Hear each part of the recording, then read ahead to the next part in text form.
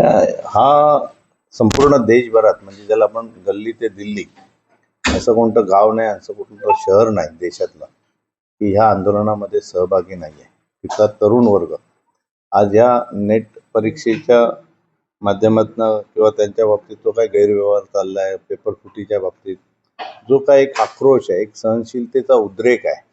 आणि हा म्हणजे समाजसेवक सोमन वांगचूक जे ह्या आंदोलनाचे प्रणेते आहेत किंवा या आंदोलन करतायत, तर त्यांच्या मागे पूर्ण देश मोठ्या ताकदीने इथे जात पात धर्म पंथ पक्ष सगळं बाजूला ठेवून फक्त संविधान, लोकशाही बचाव आणि विद्यार्थ्यांच्या न्याय हक्कासाठी हे आंदोलन सुरू आहे. खरं म्हणजे एक नैतिकता असते, ती नैतिकता कुठेतरी सोडलेली आणि शिक्षण मंत्र्यांनी आपली नैतिकता स्वीकारून नैतिक जबाबदारी स्वीकारून राजीनामा केव्हाच द्यायला पाहिजे होता. हे लोकशाहीला अपेक्षित आहे आणि याचा उद्रेक आज होतोय आणि त्याचाच एक भाग म्हणून या महासभेमध्ये आम्ही सभा तहकुबी मांडलेली आहे आणि या सभा तहकुबीच्या माध्यमातून आम्हाला या विद्यार्थ्यांना कसा न्याय देता येईल त्याबाबत हा संघर्ष आमचा सुरू आहे. आज सभागृहात आणि सभागृहाच्या बाहेर म्हणजे कल्याणमध्ये अनेक ठिकाणी या आंदोलनाला पाठिंबा देण्यासाठी निषेध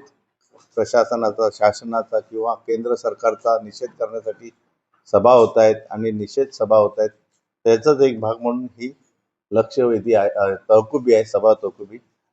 आणि या सभा तहकुबीच्या माध्यमातून हा उद्रेक केंद्र सरकारला आम्ही पाठवणार आहोत.